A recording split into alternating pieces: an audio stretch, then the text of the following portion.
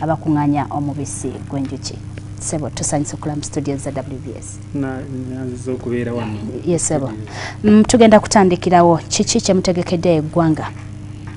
Kati kisooka amanya gange Byomisho Dickson ate ndi musanyufu nnyo kubeera wano ku WBS. Yes, kati ffe ng'ekitongole kya the Uganda National Apiculture Development Organization TUNADO kitongole ekikulira ebyenjuki mu ggwanga twategese omweroso enaku nnya okuva olwokusatu tuuka olw'omukaaga saawa 12 kutuuka saawa 12 ku Forest mu Rugogo ate okuyingira kwa bwereere muna Uganda yenna.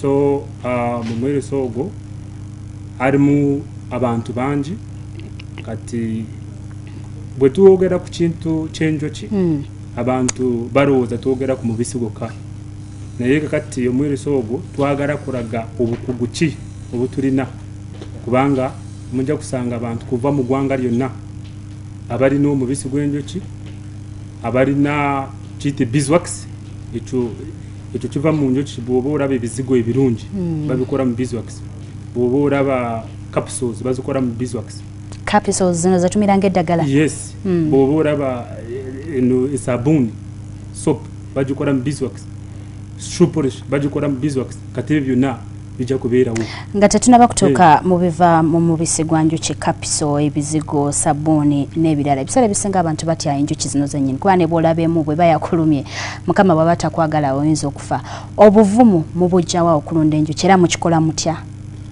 abazirunda. Njagala kutegeeza buli muntu yenna atuuliriza te enjuki emu tesobola kukuluma n'ofa ffe zituluma buli lunaku naye kati twafunye eddagala eryo si lyakufuuwa naye eddagala eryo lya kyambalo kati twakoze ebyambalo gwe obeera mu suuti yo n'ogiteekamu nga bw'oyambadde aliko suuti ez'enjoki tuzikola ate tuyigiriza n'abalimi baffe okuzikola balunzi kati so n'oteekamu suuti yo kati nitubeera ne smooka ng'osmookinga mpolampola kakati enjoki nga zeeyongerayo so tulina obukugu obusobola okuyigiriza n'olunda enjoki ezo nga tezikulumye naye n'ekirala buli bw'opapa nnyo enjoki eraba nnyo yeeyagala omuntu ali gento okole mpolampola ebintu byo awo ojja kuba ng'ozimazemu amaanyi n'okola nazo bw'oyanguwa ekulaba ng'omulabe kati bw'oyanguwa amaaso gaayo galaba nnyo ng'okola ekintu mangu mangu kati bw'okikola mangu mangu kati katugambe esooka ekukubye oluviire kakati oluviire olwo lwogera nolugamba endala nti twakubye wano kyola kati bwe bamuli babiri oba basatu nezokubako omu abalala temulina okudduka mulina okugenda mpolampola ate n'oli ng'agenda mu sayidi endala kati awo oba tizijja kubaluma nnyo so ebyo byonna tubisomesa ate ne bw'ojja ku mweroso tujja kubeera nga tukusomesa engeri yosobola kukolamu ekintu ekyo. Dickson, omuntu ayagala okutandika okulunda enjuki n'okufuna omubisi ayambibwa atya ekitongole kya TUNADO muyamba mutya? Kakati ekisookera ddala mu Uganda abantu abasinga tebabeera ne information oba amawulire kati omuntu oyinza okusanga yeetaaga okulunda enjuki naye tamanyi anaatandika atya. Kakati ekitongole kyaffe kya TUNADO kyolaba bakitandikako kugamba nti kisobole kuyamba buli muntu yenna engeri asobola okutandikako omulimu guno.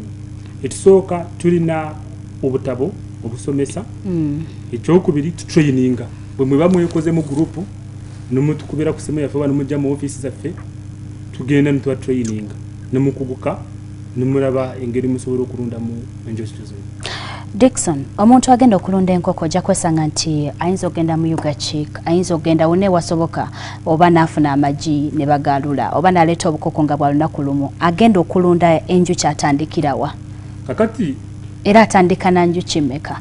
Kati enjuki ekirungi kyazo z'otolunda bw'oti kati bw'obeera n'omuzinga n'oguteeka mu nsiko kakati enjoki ziva eri ne ziyingira omuzinga ogwo so toyetaaga kugamba nti ogenda kuziriisa nga bw'oliisa ebintu ebirala ebibalunda nedda so tukuyigiriza engeri y'osobola okusikirizamu enjoki ezo so naye twalyagadde omuntu abeere n'emizinga abiri nga zirimu enjuki kubanga butwabara obukugu bwaffe watulaga nti bw'obeera n'emizinga abiri ofunamu nnyo kikyali badde ekitandikirwako.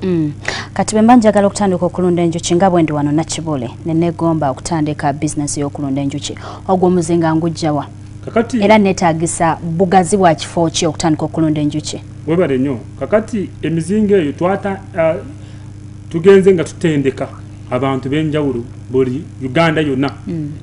Kakati abantu abo tugenda nga tugaba amasimu gaabwe kugamba nti bw'oba oli Karamoja twetaaga kujja eno e Kampala kufuna emizinga.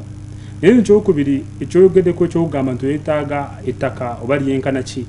Kakati enjuki zo n'obwobeera 50 by 100 plot eno plot nomo plot osobola na kuteekamu emizinga 100 naye ekisinga kya byonna zigenda kulyawa kati singa abeerako ebimuli oba ebimulisa plants kati kubanga enjuki emmere yaazo plants so kakati gwe tofaayo kifo kyolina faayo okulaba nti surrounding environment oba ebikwetoolodde harimu ebyebintu ebyenjuki zirya katugambe ng'omwanyi emiti y'entuusi katugambe mangoes katugambe citrus fruits ebyo byonna enjuki ziba zijjayo emmere kyekisinga. Tubadde n'akatale South Sudan ng'ebisinga bye tulima wano tubitwala South Sudan tutwala amawanga mangi nnyo. Singa mba ntandise okulunda enjuki nfunye n'omubisi guno omubisi gutwalibwa akatale kali luddawa ak'omubisi? Kinjagala kutegeeza buli muntu yenna atuwuliriza omubisi gulina akatale kangi nnyo tusobola kukamala ne mu Uganda wokka kati orders ezitulina olusi zitulima okusuplyinga twalyagadde abantu bonna baveeyo bajje ate ekirungi ky'omubisi kugamba tuguvunda so n'olwekyo n'obwo ogutereka emyaka 10 teri buzibu naye mu East Africa tulina akatale ate Uganda bamaze okutukiriza okutwala omubisi gwaffe mu EU era n'omuhane weekend abajamani bagenda kujja kutwala omubisi n'ebirala byonna. Akadde kalabika katuweddeko olunaku olw'enkya tusubire ki e Lugogo?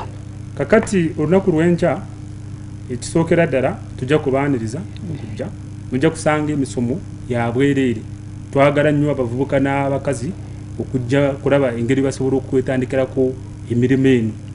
Kakati tujja kubeerawo katugambe honey wine aliko abantu abakola honey wine tujja kubeerako n'entulire abantu abaveeyo mu Western entulire bagimanyi bulungi.